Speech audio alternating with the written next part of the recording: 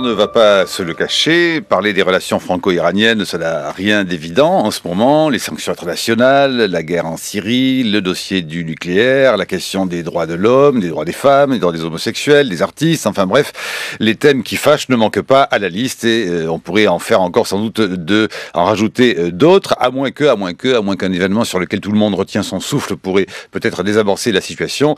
Bien entendu, d'une part, désamorcer les relations franco-iraniennes, puisque c'est notre sujet de ce matin, mais également, d'autre part, les relations de l'Iran avec tout simplement le reste du monde. Pour parler de tous ces sujets qui fâchent, avec nous ce matin, un ambassadeur. Bonjour, monsieur l'ambassadeur. Ali Ayani, ambassadeur iranien donc à Paris, devrais-je dire ambassadeur de la République islamique d'Iran, en poste depuis...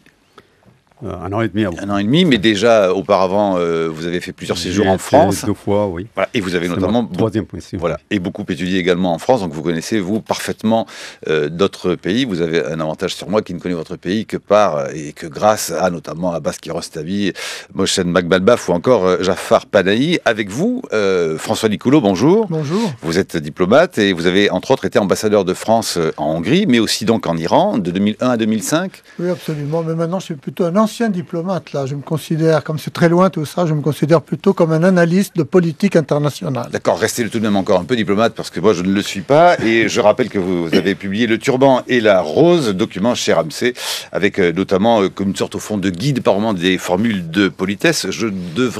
D'abord, je dois garder ma veste. Je n'ai pas mis de cravate, vous avez remarqué. Et je devrais dire à monsieur l'ambassadeur que votre ombre ne rétrécisse pas pour inaugurer l'émission. Et oui, ça y est, une camnaché, c'est une façon aimable de dire que je souhaite rester sous votre protection, en quelque sorte, que votre ombre continue à me protéger le plus longtemps possible. Oui, alors elle aurait pu aussi protéger la demande des visas que France Culture a faite pour aller couvrir les élections. Et pour l'instant, monsieur l'ambassadeur, aucun journaliste de France Culture n'a obtenu son visa. Pour quelle raison on n'arrive pas à aller dans votre pays aussi facilement et couvrir les élections? Bon, vous savez, nous avions en total plus de 1000 demandes de visa dans le monde pour aller en Iran, qui signifie l'importance de cette élection pour tout le monde. Et en France, nous avions plus de 100 demandes de visa. Jusqu'à maintenant, on est arrivé de délivrer plus de 30 visas. On attend encore, nous espérons qu'on arrive d'avoir encore des réponses. Non, mais nous aussi, que votre ombre ne rétrécisse pas, monsieur l'ambassadeur. Alors, si nous avons décidé aussi, d'ailleurs, de vous inviter ce matin, et justement, et notamment en dépit ou grâce au sujet qui fâche, c'est parce qu'au fond, tout de même, nous avons, nous, noté avec Hubert Védrine, un vendredi, qu'il était étrange, après tout, que le Quai d'Orsay, aujourd'hui, ne souhaite pas la présence de l'Iran pour une conférence, notamment autour de la question syrienne, à Genève, qui était au départ prévue pour le mois de juin, qui est désormais repoussée, je ne sais plus d'ailleurs au fond à quelle date. Et Hubert Védrine de dire au fond, il faut après tout, qui avait fait des voyages, lui, en Iran, et rapproché un temps les Iraniens de la France de François Mitterrand, disant, non, il faut au fond les voir, il faut bien sûr les inviter, parce qu'il faut parler, savoir parler et négocier, ça sert à ça, avec nos ennemis. Sommes-nous ennemis, donc, monsieur l'ambassadeur d'Iran, français et iranien? Pas du tout. Regardez, nous avions toujours une relation de bon climat, bien qu'il y a eu des hauts et bas. Mais en général, nous avions toujours une relation dans une situation de bonne volonté de deux parts. Et nous avons un manque de dialogue dans notre relation qui est très important, qu'il faut y réfléchir. Parce qu'il faut dialoguer. Sinon, on aura en face beaucoup de malentendus qui n'est pas du tout dans l'intérêt de deux côtés. L'Iran et la France, chacun ayant son importance et ses influences, doit dialoguer ensemble, qui peut même aider de calmer des crises. Qu'est-ce qui aurait pu et qu'est-ce qui pourrait calmer l'actualité, par exemple, syrienne? On va aborder le sujet, bien sûr, des élections en Iran, mais puisque, au fond, nous, notre idée, elle est venue de là, après tout, de se dire, puisque les Français et les Iraniens ne discuteront pas à Genève avec les Russes et qui sait, les Américains et les Britanniques, quelle est, vous, votre analyse de la situation actuelle? On sait que l'Iran est engagé pour soutenir toujours le Damas, le pouvoir de Bachar el-Assad. On accuse beaucoup le Hezbollah, bras armé au fond de l'Iran, se retrouver en situation de police et d'armée en Syrie, et évidemment de l'autre côté, du côté des Occidentaux, Américains, Britanniques, Français, on fait le reproche à l'Iran de toujours vouloir continuer à soutenir un régime dont on dit que finalement, après le Tunisien, l'Égyptien, le Libyen, il sera condamné à tomber. Bon, regardez, la Syrie n'a pas besoin de l'arme de l'Iran. Il a assez d'armes. Ce qui est important pour nous, c'est l'avenir de la Syrie. C'est un pays important dans cette région et il faut y penser. Pour nous, il y a une inquiétude que quand on entendait beaucoup ici que Bachar est fini, doit partir, ce n'est pas à personne de décider à la place du peuple syrien. C'est le peuple syrien qui doit décider qui doit gouverner le pays. Ce que je peux vous dire dans le cas actuel, en comparant il y a 6 mois, la popularité de Bachar a augmenté beaucoup plus. Même des gens qui étaient contre, maintenant, ils le soutiennent pour sa résistance et pour garantir, disons, la sécurité et l'intégralité de leur pays. Ça, c'est important. On entend beaucoup à propos de la Syrie qui n'est pas du tout conforme aux réalités qui existent sur place. Est-ce que il y a aussi notamment une question religieuse importante? On dit au fond que c'est une question d'axe chiisme contre sunnisme, les alaouites de Bachar el-Assad étant une branche du chiisme, le chiisme avec un cousinage iranien. Est-ce que c'est cela qu'il faut voir comme explication? Il y a des explications plus prosaïques ou d'ordre économique? Regardez, vraiment, ce n'est pas le sujet parce que, en général, la Syrie n'est pas un pays chiite. Bachar est soutenu non seulement par les alawites, mais aussi par les sunnites, par les Kurdes, par les Druzes. Donc, ça ne signifie pas du tout qu'il y a une guerre entre chiites et sunnites. Ça, il faut faire attention, non? Alors, François Nicolo, sur cette question. J'aimerais revenir en effet sur le mot de Védrine, disant il faut se parler entre ennemis. Je crois qu'ennemi n'est pas le bon mot. Et je pense que d'ailleurs Védrine aurait préféré, comme moi-même, utiliser le mot adversaire, si vous voulez. C'est vrai que sur certains sujets, la France et l'Iran peuvent être des adversaires, comme on a un adversaire dans un match de tennis, par exemple. Hein. Et c'est vrai qu'aussi, comme l'a dit l'ambassadeur, il y a eu des hauts et des bas dans la relation. À l'époque de la guerre Irak-Iran, par exemple, la France, en soutenant l'Irak, avait créé une tension évidemment très très forte avec l'Iran à l'époque. Puis il y a eu des périodes où les choses sont allées nettement mieux. Je pense en particulier à l'époque où il y avait en France Chirac, où il y avait en Iran le président Khatami, président réformateur, et il y a eu vraiment une embellie. Puis de nouveau, les choses sont allées plutôt mal, et aujourd'hui, on est dans une période de tension, effectivement, et notamment, je crois que le président Sarkozy a choisi une ligne dure à l'égard de l'Iran. Il a pris un peu le leadership, disons, de la lutte sur ce dossier nucléaire, bon, qui a créé des tensions qui subsistent encore aujourd'hui. C'est tout à fait visible.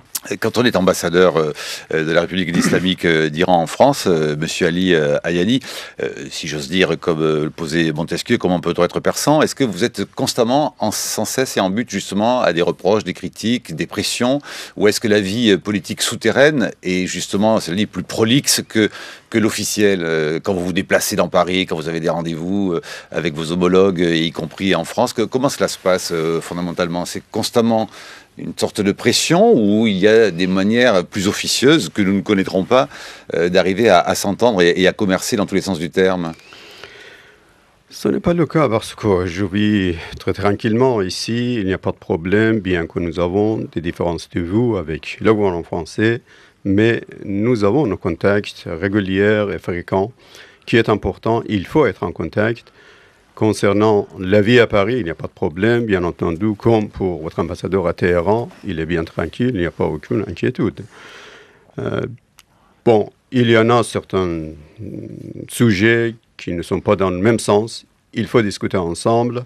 À propos, par exemple, nucléaire, nous avons un point de vue tout à fait clair que nous sommes le signataire du traité de non-prolifération Et donc, nous avons nos droits légitimes de profiter de ce traité et d'avoir l'enrichissement tout à fait civil sous la surveillance de l'Agence internationale d'énergie atomique, qui n'est pas du tout compliqué. On peut arriver à un compromis pour que nous puissions continuer notre programme civil et en même temps d'éliminer certaines inquiétudes éventuelles qui existent en disant que si jamais l'Iran aura l'intention d'aller vers l'aspect militaire, il faut arriver à une formule convenable pour deux côtés. Alors le doute justement que l'on met sur l'Iran de vouloir aller vers un nucléaire militaire fait que le pays, votre pays, subit de très fortes sanctions économiques internationales, notamment de la part des États-Unis et des pays qui se sont alignés sur cette question. Mais visiblement,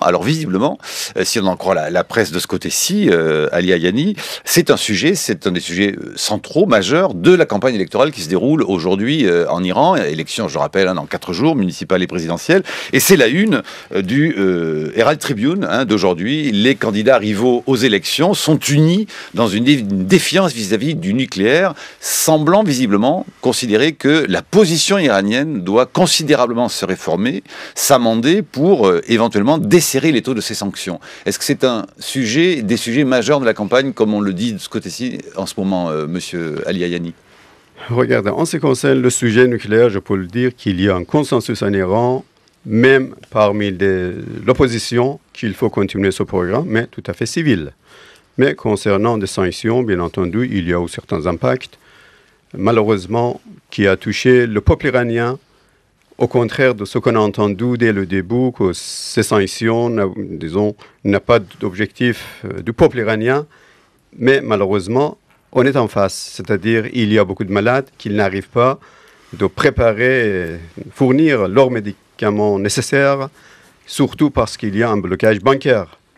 Donc, ça c'est un sujet important qu'il faut y penser, mais à donner beaucoup d'opportunités à l'Iran pour d'aller vers une autosuffisance. Ça c'est important pour notre économie qu'il faut y réfléchir.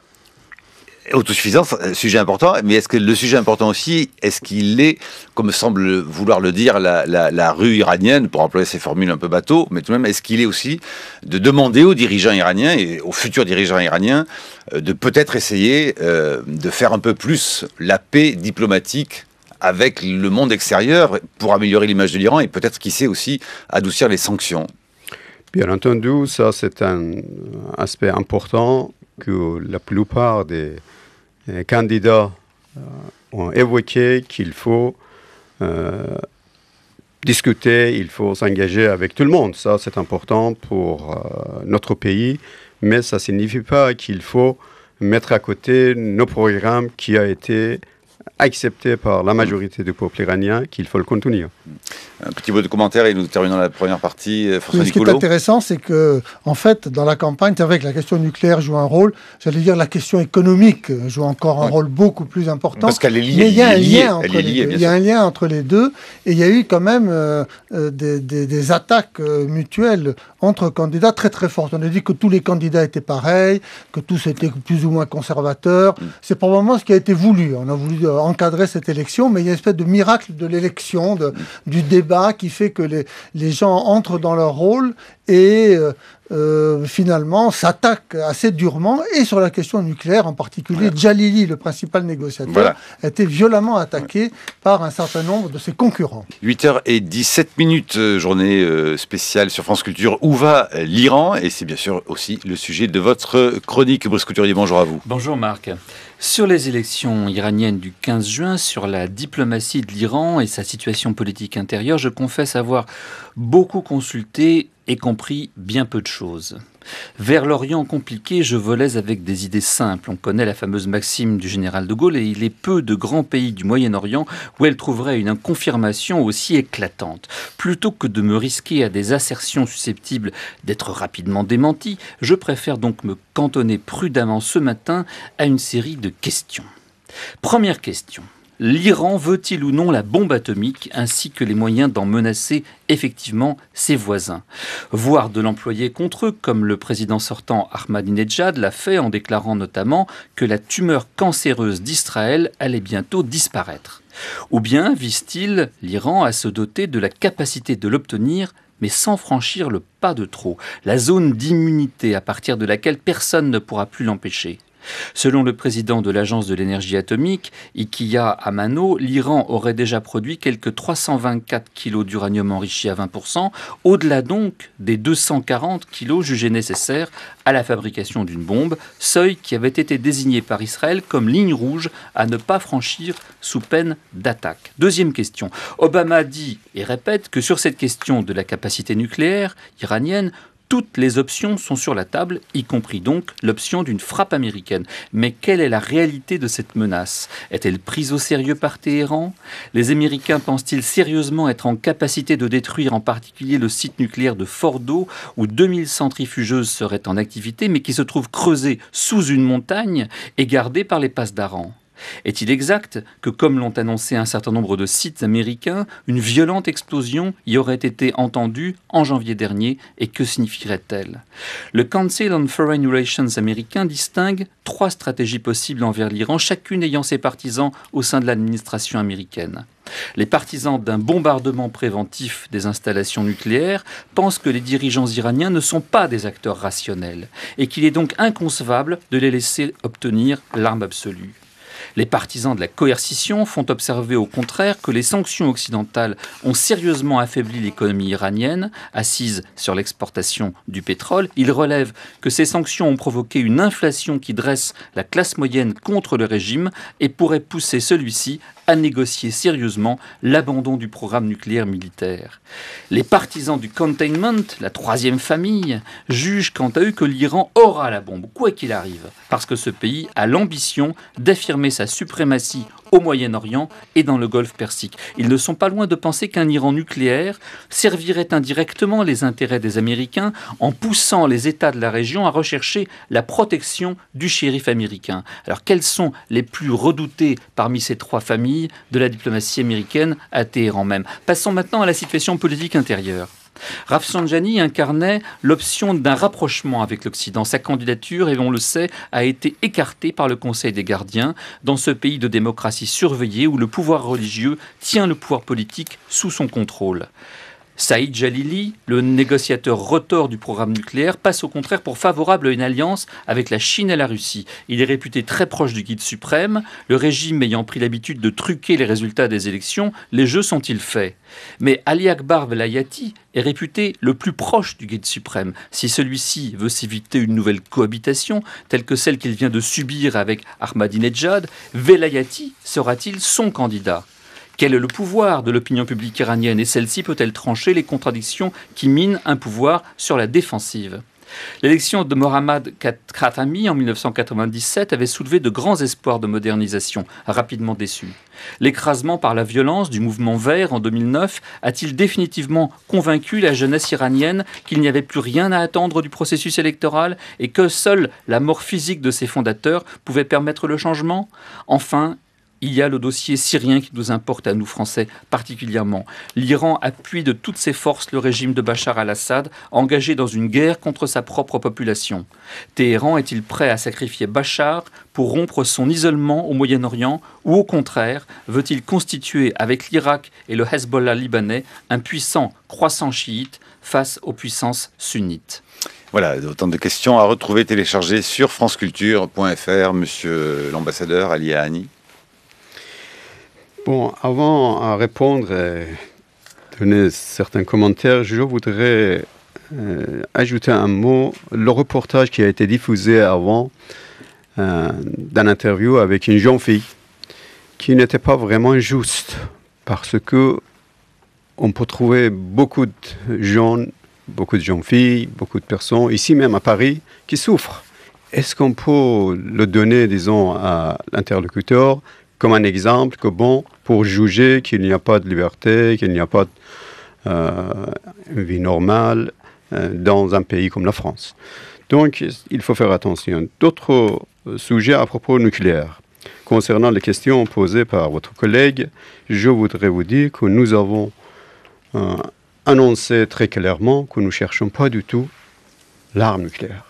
Ce qui est important pour nous, comme un signataire du traité de non-prolifération, de profiter légitimement de notre droit qui est bien défini dans le cadre de ce traité, sous la surveillance de l'agence, c'est-à-dire bénéficier de cette technologie tout à fait civile et pacifique sans vouloir d'aller vers l'aspect militaire. Donc, dans ce cas, les différentes menaces que vous avez évoquées n'est pas le cas, parce que nous ne cherchons pas du tout l'arme nucléaire. Nous avons eu une bonne coopération avec l'Agence internationale d'énergie atomique et nous continuerons. Ils ont leurs caméras 24 heures sur 24 heures sur toutes les installations militaires iraniennes. Ils ont leur inspection régulière et inopinée régulièrement. Donc, il n'y a pas aucune inquiétude. Vraiment, il y a une volonté politique derrière qui ne permet pas de fermer ce dossier. Et il faut être bien clair. À propos des sanctions, vous êtes bien au courant que nous avons vécu depuis la Révolution avec des sanctions. Ça peut donner des souffrances au peuple iranien, malheureusement, ces sanctions. Il y a certains impacts, mais ça ne signifie pas que les objectifs déjà définis par les pays sponsors, disons, de ces sanctions, de paralyser l'économie iranienne, ils ne sont pas arrivés parce que l'Iran, concernant sa situation géopolitique et ses ressources naturelles, ses ressources humaines bien talentes, a pu bien se débrouiller. Et il va continuer, bien entendu, il y en a certaines difficultés, mais on va dépasser ces difficultés. À propos de l'élection que vous avez évoquée, je dois le dire qu'il y a eu dans votre reportage avant que chacun peut voter plusieurs fois. Ce n'est pas du tout le cas parce que concernant les procédures bien strictes à cet égard, ce n'est pas du tout possible pour une personne de voter plusieurs fois. Donc, il faut être plus clair dans ce cas. L'Iran est un pays basé sur deux principes importants, c'est-à-dire la République et aussi l'islam. Mais un islam qui est basé sur la paix, sur le respect des autres, sur la logique, sur la sagesse et qui a une grande distance et différence avec l'islam salafiste. Un islam qui est basé sur la paix. En Syrie, par exemple ?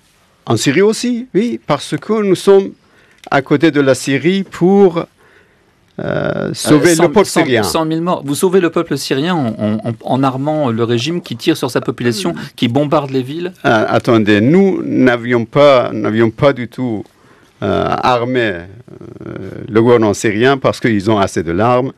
Nous étions à côté pour sauver le peuple syrien, même Bachar, que vous avez évoqué, il est soutenu par la majorité du peuple syrien. Il était dans une situation de réagir parce qu'il y a eu certaines manipulations en envoyant des hommes, des mercenaires avec les armes, avec l'argent pour provoquer, pour tirer contre les gens civils aussi. Il y a des éléments très précis qu'il faut faire attention. Ce n'est pas le cas, ce que vous entendez ici par certains médias, ce n'est pas vraiment ce qui se passe en réalité. François Nicolo, vous voulez intervenir ? On a abordé tellement de sujets là, que là, maintenant, il faudrait pouvoir être là jusqu'à ce soir pour pouvoir mais c'est ce qu'on va faire, tous les traiter. Parfait. Mais pour en reprendre quelques-uns un peu en vrac comme ça. D'abord, le témoignage de cette jeune fille, malheureusement, il sonnait comme étant la vérité. Hein. La vérité, c'est qu'il y a un couvercle d'ordre moral qui pèse sur la société, et en particulier sur la jeunesse iranienne, qui crée véritablement une certaine désespérance. Alors, comme l'a dit l'ambassadeur, on peut dire, mais la jeunesse française se porte peut-être pas si bien que ça. C'est vrai, on peut faire des comparaisons, il faut accepter les critiques, mais Et il est vrai qu'il y a une atmosphère quand même de tristesse et d'écrasement comme ça qui pèse sur la société en général et sur la jeunesse. On a parlé aussi d'une proportion de 62% de femmes à l'université, ce qui est très bien. Mais il faut voir que c'est un phénomène que l'on retrouve également en Arabie Saoudite ou au Maroc, dans tout le monde arabe. Et pour une raison assez simple, c'est que par rapport à ce qui se passait il y a 1 ou 2 générations, les familles pieuses n'osent plus marier leurs filles à 13 ou 15 ans. Alors que faire des jeunes filles en attendant qu'on les marie vers 25 ans? On les met à l'université. Mais bon, ceci étant, une fois qu'elles sont formées, elles ont effectivement des aspirations nouvelles. Et elles ne les trouvent pas dans le cadre de la société. Elles ont du mal à trouver du travail. On est un peu dans la France des années 50, si vous voulez, où les femmes sont cantonnées dans des emplois subalternes. Mais les choses changeront. Et c'est vrai qu'il y a une pression très importante des femmes précisément pour évoluer et avec elles pour faire bouger l'ensemble de la société.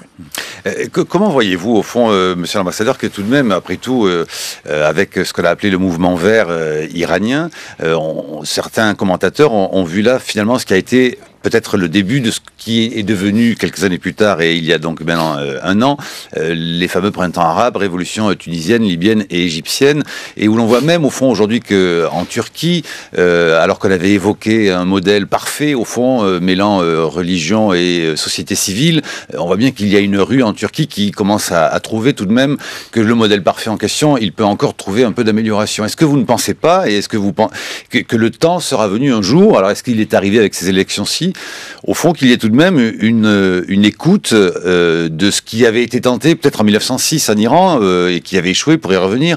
Au fond, ce mélange, cet accord entre les sociétés civiles et sociétés religieuses, dont on sait qu'il avait été momentané cet accord, puisqu'il s'était noué sur un malentendu, puisque tout le monde parlait de la grande loi à appliquer, mais pour les civils, c'était une loi laïque, et pour les religieux, c'était une loi religieuse. Mais est-ce qu'il n'y a pas eu de tout temps en Iran des courants réguliers qui finiront, et qui ont toujours fini par forcer tout de même un petit peu les autorités en place, et notamment les autorités religieuses? Et est-ce qu'au fond, la question du nucléaire est importante, la question de la Syrie l'est aussi, parce que la question, tout simplement, du PNB, du produit national brut, du bonheur iranien, ne passe pas par quand même des réformes que le monde entier attend, mais peut-être d'abord vos propres jeunes filles, vos homosexuels, vos gauchistes ou vos religieux modérés. Est-ce qu'il n'y a pas tout de même... Alors je ne sais ce que vous pouvez me répondre, mais c'est assez clair qu'il y a une attente comme cela dans les témoignages que l'on peut observer. Ce qui nous rend triste simplement, monsieur l'ambassadeur, c'est qu'on voit bien que ces témoignages-là, ils nous sont donnés sous un couvert d'anonymat absolu, parce que tout de même il y a des craintes. Regardez, l'Iran a une société bien ouverte, qu'il critique fréquemment, comme Mme Bibi l'a évoqué aussi. Et aussi, nous avons une composition jeune de la population qui est importante. Et il faut répondre aux revendications des jeunes, qui est important. Et ils ont leurs demandes, leurs revendications, qu'il faut y faire attention. Qu'on est dans ce sens. Bien entendu, ça prend du temps pour arriver à répondre à toutes les revendications. Mais bien entendu, il y a un élément très important dans tous les pays qui est l'ordre public. Il faut aller dans le sens de l'application de la loi, en respectant la loi et aussi essayant de répondre aux revendications des peuples et des jeunes. Quand l'ordre public sera sur la question, il y aura certaines réactions. Comme ici, vous avez constaté, au moment où il y a eu des brûlures dans les banlieues de Paris, quelle était l'agitation et la réaction de la police à l'égard. Donc, il faut faire attention de préparer le climat bien ouvert pour que tout le monde puisse se réclamer, se présenter et se prononcer. Et dans ce cas, il faut préparer la loi nécessaire afin qu'on puisse aller dans ce sens. Sur la question de la jeunesse, alors je voudrais là aussi vous faire écouter un témoignage sous couvert d'anonymat qui sera diffusé dans son intégralité vendredi dans Les Pieds sur Terre de Sonia Kronlund. C'est la question au fond des jeunes et des élections, et peut-être même de cette question terrible dans n'importe quelle société, occidentale ou orientale, c'est la question peut-être du désintérêt. Pourquoi aller voter? Écoutez ces témoignages donc effectués à Téhéran par un reporter il n'y a pas si longtemps. Je m'appelle Sarah, j'ai 28 ans. Je suis étudiante en langue française à l'université de Téhéran. Il y a 4 ans, exactement à cette même période, nous les jeunes, nous disions des slogans, mais la liberté d'expression n'a duré qu'une semaine. On s'est couché un soir, on s'est levé un matin et on nous avait pris pour des imbéciles. J'ai vraiment commencé à voir la vie en noir. Les gens marchent, comme des robots, ils se disent bonjour et ils passent. Je m'appelle Matine, j'ai 42 ans. Il y a 4 ans, tout le monde attendait impatiemment les élections. Ils attendaient d'y participer, mais cette année, il n'y a plus rien. Je n'ai même plus envie de regarder les débats télévisés, de savoir ce qui se dit. Plus rien n'est important parce que tu sais que la situation va empirer. Je m'appelle Mojdeh, j'habite à Téhéran, je suis esthéticienne, j'ai 46 ans. Je ne vais pas voter, parce que comme c'est décidé à l'avance, ça ne sert plus à rien. Pourquoi voter? Beaucoup d'autres, beaucoup de mes clients disent la même chose, ils ne voteront pas. Je m'appelle Hossein, j'ai 50 ans et j'exerce une profession libérale. J'espère vraiment que l'avenir sera meilleur, que les Iraniens pourront jouir de leurs droits. Parce que les Iraniens sont de bons musulmans, ils connaissent l'islam comme la meilleure des religions. Les Iraniens aiment leur terre. C'est notre droit. Nous méritons mieux que cela. Est-ce que ça ne serait pas, au fond, là aussi, au fond, pire presque que l'accusation de tromperie sur les élections pour la dernière présidentielle avec Ahmadinejad, qu'au fond, là, cette fois-ci, les jeunes Iraniens, la démographie, l'avenir de votre pays, n'aillent pas voter, monsieur l'ambassadeur? Mais regardez, on attend le vendredi pour l'élection présidentielle et vous verrez l'élection présidentielle et les élections en Iran toujours étaient en face de certaines surprises. Et donc, j'en suis sûr qu'il y aura une participation forte dans cette élection. Ces interviews que vous avez diffusées, j'en suis tout à fait sûr que bon, c'est tout à fait possible. Il y en a beaucoup de gens qu'ils critiquent, ils ont leurs points de vue qui sont respectés. Mais il y a un point qu'il faut faire attention, même à Téhéran, que peut-être cette interview a été faite. Ambassadeur Nicolò peut le confirmer. À Téhéran, on peut bien distinguer les quartiers à nord, au centre et au sud.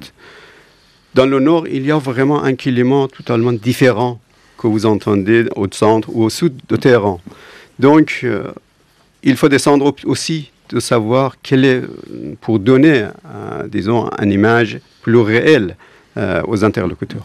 Et puis, c'est vrai qu'il ne faut pas résumer l'Iran seulement à Téhéran, comme il ne faut pas résumer ce que l'on sait de l'Iran grâce, encore une fois, au cinéma de Kiarostami ou de Panahi à l'Iran dans son entier. Si c'était qu'en revanche, on peut noter, monsieur l'ambassadeur, que l'Iran et les Iraniens font preuve régulièrement d'une ingéniosité pour contourner au fond qui la corruption, qui l'interdiction de l'alcool, qui l'interdiction de l'homosexualité, pour contourner tout de même les règles des mollahs iraniens. Et c'est en cela que peut-être l'élection de vendredi peut réserver des surprises.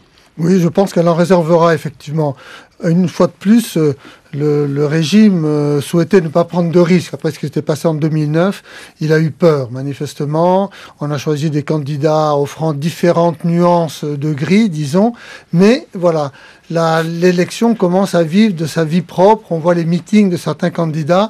On voit des foules qui s'excitent de plus en plus. Il y a eu un phénomène très intéressant à l'enterrement d'un grand religieux dissident, Tahiri Ispahan. Ce sont des milliers, peut-être des dizaines de milliers de gens qui sont descendus dans la rue avec des slogans, disons, séditieux à l'égard du régime. Bon, on a vu des images d'un meeting de Rouhani, qui est le candidat modéré, Absolument. Qui un peu s'oppose au paquet des candidats conservateurs, on voit des jeunes. Là, on voit vraiment une foule de jeunes qui vraiment enthousiastes, et il y a une mayonnaise en quelque sorte qui est en train de prendre autour des candidats réformateurs, disons, ou modérés comme Rouhani, et ça inquiète le régime. D'ailleurs, il paraît que le Conseil des gardiens se réunit cet après-midi pour examiner précisément le cas de Rouhani, pour voir comment on peut allumer des contre-feux. Et alors, ce qui est intéressant, c'est que, compte tenu, et ça on ne l'avait pas tout à fait prédit, de la dispersion des candidats conservateurs, qui se bagarrent tous les uns avec les autres, alors qu'ils auraient dû s'unir, compte tenu, en principe, des faibles différences qui les séparent, il est probable qu'on s'oriente vers un deuxième tour, puisque c'est un système à la française. Les deux premiers au premier tour se retrouveront au deuxième tour, et là, compte tenu de la simplicité de l'enjeu, on peut avoir, comme en France, c'est un peu l'élection reine, la présidentielle. Et malgré tous les verrous qui ont été posés, il peut se passer des choses, effectivement, ça va être quand même très intéressant. Parce que je note que dans votre livre, monsieur Nicolo, vous dites effectivement qu'il y a, au fond, en Iran, la population iranienne entretient avec ces mots-là des relations complexes. Il y a un anticléricalisme iranien qui n'éteint pas, cependant, la piété populaire. C'est une des clés de compréhension, au fond, de ce que les Iraniens, et que l'on peut voir quand on les voit au cinéma, effectivement, ont une vie normale, entre guillemets, pour ceux qui ne risquent rien. Oui, ça c'est quand même très difficile à comprendre pour les Français, cette alliance du religieux et du politique. Il faut dire quelque chose qui est quand même très spécifique à l'Iran, peut-être au chiisme, et ça c'est que les grands religieux chiites ont été quand même, on peut trouver des contre-exemples, mais dans l'ensemble, porteurs des idéaux, historiquement, des idéaux d'indépendance, de lutte contre le colonialisme. En 1891, l'ayatollah Mirza Shirazi a demandé à tous les musulmans d'arrêter de fumer parce que les Anglais avaient obtenu le monopole du tabac. Et c'est ainsi, Rouhani, il a fait sa popularité précisément sur cet aspect d'indépendance. Et la cravate. Voilà, la cravate symbole. Ni Orient, ni Occident. Et ça, c'est quand même fondamental. Et donc, je termine là-dessus quand même.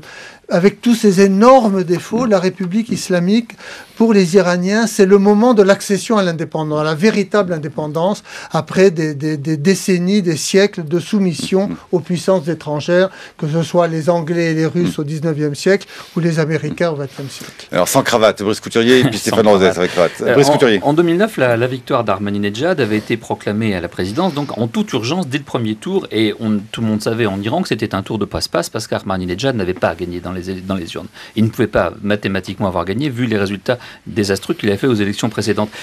Aujourd'hui, dans les rues de Téhéran, on parle aujourd'hui d'un coup d'État préélectoral et non pas post-électoral. Parce qu'il faut savoir quand même que deux des principaux candidats ont donc été écartés par le Conseil des ayatollahs. Rafsanjani, qui est quand même l'ancien président, l'ancien chef du gouvernement, a été écarté par le guide suprême, tout simplement parce que ses enfants ont été arrêtés, il faut le savoir, parce que ses enfants ont participé au mouvement vert dans les rues en 2009. Une de ses filles a d'ailleurs été en prison. Et par ailleurs, de l'autre côté de la barrière, si j'ose dire, Efsandiar Rahim Makai, je ne sais pas comment on le prononce, Makai, qui est lui, par contre, le candidat d'Ahmadinejad, a également été écarté. Il faut savoir que c'est le gendre de son fils et c'était son chef de cabinet. Donc on voit bien que préalablement, deux axes possibles de la politique iranienne, le rapprochement avec les États-Unis qui représentait Rafsanjani manifestement, et la poursuite de l'autoritarisme d'Ahmadinejad ont tous les deux été gommés d'avance. Donc est-ce qu'il s'agit bien d'un coup d'État préélectoral ? Et la fille de l'ayatollah Khomeini a protesté publiquement contre la mise à l'écart de M. Rafsanjani. Monsieur Ali Ahani. Bon, regardez, concernant l'élection précédente, il y a 10 millions de différence de vote. Donc, faites attention qu'on ne peut pas manipuler des votes, 10 millions de votes. Bourrer les urnes, ça c'est déjà vu. Ah non, c'est pas ça du tout. Donc, concernant les procédures bien strictes qui existent et des investigations qui existent, ce n'est pas du tout possible. À propos de M. Rafsanjani que vous avez dit, nous avions, concernant la loi électorale, nous avions plus de 650 candidats qui devaient être étudiés concernant les différents éléments pour qu'il soit clair combien de personnes ont la possibilité concernant leur âge, la santé et la capacité personnelle. Concernant M. Rafsanjani, qui est un cas particulier, il est un personnage tout à fait remarquable et illustre en Iran. Il n'est pas du tout écarté du système parce qu'il est toujours à la tête d'une grande assemblée, l'assemblée de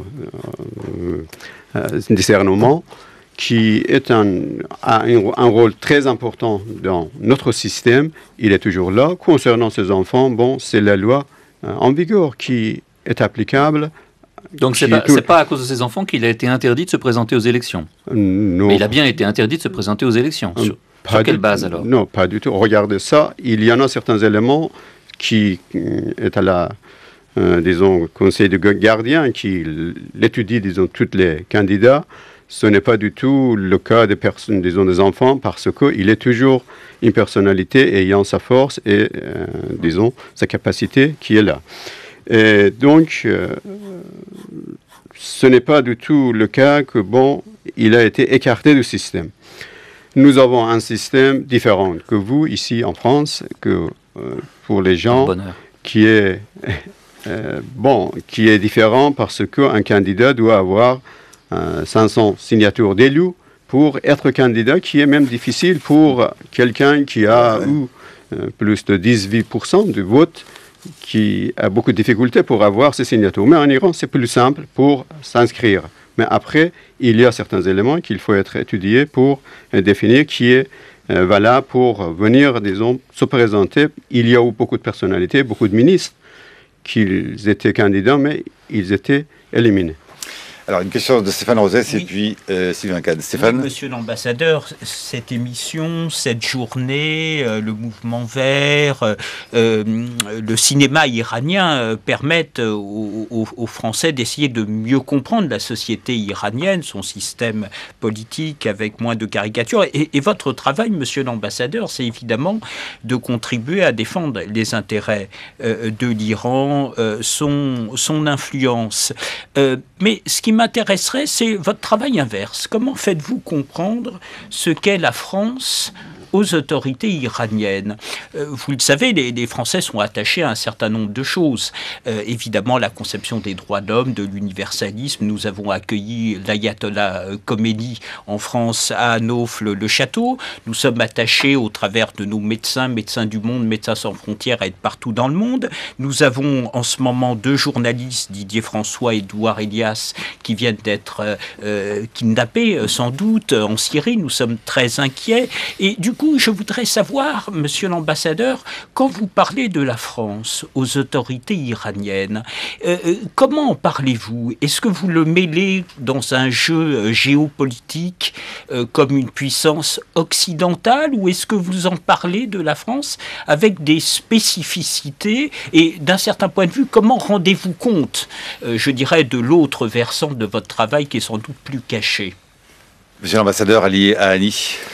Bon, la France a bien entendu son importance et son rôle sur la scène internationale. Nous avons eu toujours des discussions, des dialogues avec la France et nous avons eu toujours une relation bien sympathique, historique et diversifiée avec la France. Bien entendu, nous avons beaucoup de différences de vues sur certains sujets qui est naturel. À propos des droits de l'homme, vous savez très bien que malheureusement, ce principe bien sacré est devenu très politisé. Il faut faire attention parce que vous entendez toujours que l'Iran a été critiqué, a été attaqué à propos des droits de l'homme. Bien que la situation des droits de l'homme en Iran n'est pas du tout comparable avec certains d'autres pays dans notre région qui sont des pays bien alliés à la France et les autres puissances occidentales, et que vous n'entendez jamais. Je vous raconte une anecdote, s'il vous plaît, écoutez-le, ce sera intéressant. Pendant ma première mission ici, j'ai eu l'occasion, tous les mois, j'allais à Strasbourg, au Parlement européen, pour discuter avec les parlementaires. Chaque fois que j'allais là-bas, nous étions en face d'un quota de résolution à propos des droits de l'homme, des droits des femmes, des droits des enfants, d'exécution, etc. L'un des coparraineurs de ces résolutions, toujours, était Carlos Chesson, qui est décédé. Il était ex-ministre des Affaires étrangères, il était après au Parlement européen. Bon, un jour, j'ai eu l'occasion de discuter avec lui pendant 1 heure. Je lui ai demandé, Excellence, Vous êtes une personnalité bien réputée, vous êtes bien informé. Dites-moi, s'il vous plaît, est-ce que vous croyez que la situation des droits de l'homme en Iran est pire que dans certains pays, dans l'entourage de l'Iran? Il a dit non. J'ai dit, bon, s'il vous plaît, répondez à la deuxième question très sincèrement. Quelles sont les raisons pour lesquelles vous êtes toujours le coparraineur de résolutions contre l'Iran sur ce sujet, mais vous nous dites même un mot à propos de ces pays-ci que vous dites la situation est pire. Sa réponse était très sincère et intéressante. Il m'a dit, monsieur l'ambassadeur, ces pays que vous avez mentionnés, ils nous obéissent, ils nous écoutent, mais vous faites ce que vous voulez. J'ai dit, bon, merci beaucoup, j'ai bien pris le message, parce que nous sommes un pays indépendant, nous respectons bien le droit de l'homme, mais il manque encore d'accords, il faut travailler, mais ce n'est pas du tout, disons, qu'il faut être obéissant pour qu'on ne soit pas attaqué. C'est parce qu'on vous connaît un peu grâce au cinéma et à la littérature et qu'on vous aime bien, qu'on espère que les droits de l'homme progresseront d'ailleurs et qu'on vous critique autant sur cette question-là finalement. La question, monsieur l'ambassadeur, est la progression tendancielle pour les Français des droits de l'homme dans toutes les régions. Sylvain Kahn, il nous faut hâter le pas. Monsieur l'ambassadeur, on a beaucoup parlé de la politique étrangère iranienne et particulièrement de la Syrie. Moi, je serais très intéressé de savoir quelle est la position de votre gouvernement sur l'opération Serval que la France mène au Mali avec plusieurs pays africains. Et puis, par ailleurs, comment est-ce que vous appréciez, Marc Voinchet en parlait tout à l'heure, le mouvement de contestation qui s'est déclenché il y a un peu plus d'une semaine maintenant en Turquie. Et puis, j'aurais une troisième question, si vous le voulez bien. J'étais très sensible. Ah non, pas 3 questions, il est 49 là. Bon, alors je la garde pour plus tard. Oui, alors monsieur l'ambassadeur. Bon, à propos de la Turquie, vous savez, on entend ici par les médias beaucoup que bon, ils étaient reprochés, il y a eu des manifestations concernant l'islamisation de ce pays. Mais oui, il y a eu cette manifestation, mais en plus, il y a eu beaucoup de protestations à propos de la politique du gouvernement actuel à l'égard de la Syrie, parce que ils ne sont pas d'accord avec la politique déjà choisie à propos de la Syrie et le peuple syrien. Et concernant la Syrie, nous croyons qu'il faut travailler très rapidement pour arrêter cet affrontement sanglant. Est-ce que vous êtes prêt à sacrifier Assad? Mais moi, je vous parlais du Mali, monsieur l'ambassadeur. Bon, à propos de Mali, nous avons eu, disons, notre point de vue. À notre avis, il fallait choisir d'autres méthodes pour résoudre le problème malien, ce qui a eu ses impacts, et il y aura encore, disons, des effets négatifs, et il y aura des conséquences qu'il faut faire attention. Mais je me rappelle le lendemain de l'attaque ou l'intervention militaire de la France, j'ai eu une interview, on m'a demandé qu'est-ce que vous pensez à propos de cette intervention. J'ai dit, il faut savoir, est-ce que cette intervention est dans l'intérêt du peuple malien? Est-ce que c'est dans le sens de l'intégralité et la souveraineté de ce pays? Il faut même distinguer la manière à l'égard des djihadistes au Mali et aussi en Syrie. Et vous pensez alors que c'est dans l'intérêt de l'intégrité du territoire malien ou pas? Il faut attendre encore. Leur tour nous arrivons au bout de cet entretien avec les questions en rafale. Monsieur l'ambassadeur, la question des réseaux sociaux en Iran est extrêmement sensible. Je crois que le débit d'Internet, pour le dire rapidement, est extrêmement régulé et qu'on ne voit pas de tout d'un très bon œil les comptes Facebook des uns et des autres, ni Twitter. Et je lis, mais je voudrais vérifier l'information avec vous, que tout de même, le guide suprême, Ali Khamenei, a un compte Facebook, un compte Twitter et un compte Instagram. Vous confirmez? Oui, c'est bien. Parce que moi, je suis allé voir, alors je ne sais pas si c'est un vrai ou un faux, j'ai vu un compte Twitter du guide Ali Khamenei, mais je vois 0 tweet, 0 abonnement, mais 940 abonnés, mais je ne sais pas. Et Instagram aussi. Bon, alors il faut faire quelque chose pour ouvrir et desserrer le robinet. Par ailleurs, je crois que l'Iran a été, enfin je suis même certain que l'Iran a été furieux du film de Ben Affleck, Argo, relatant la fameuse prise d'otage en Iran, et que l'Iran prépare un film avec sa propre version. Vous confirmez? Est-ce que le film est en cours d'écriture ou pas? Est-ce qu'on le verra bientôt? Peut-être qu'il c'est à Cannes. Bon, ce film qui a été préparé et produit, selon même l'opposition iranienne, n'a pas été vraiment un film vrai et qu'on pouvait compter au-dessous. Oui, j'ai entendu en Iran aussi, on se prépare pour préparer un autre film. Bon, nous serons au rendez-vous. Et puis, après tout, France Culture s'était mobilisée. Donc, je vous pose la question pour la situation de Jafar Panahi, assigné à résidence chez lui. Comment va M. Panahi? Est-il libre de circuler en Iran aujourd'hui ou est-il encore en difficulté? Bon, regardez, nous avons beaucoup de cinéastes iraniens qui sont bien réputés, donc chacun ayant sa position. Mais ça ne signifie pas que, un cinéaste qui est bien connu, bien réputé, ne doit pas respecter la loi en vigueur. Nous avons les autres cinéastes, un autre qui est là, Asghar Farhadi, que vous avez entendu. J'ai vu ce film qui était impressionnant et il va et vient, il n'y a aucun problème.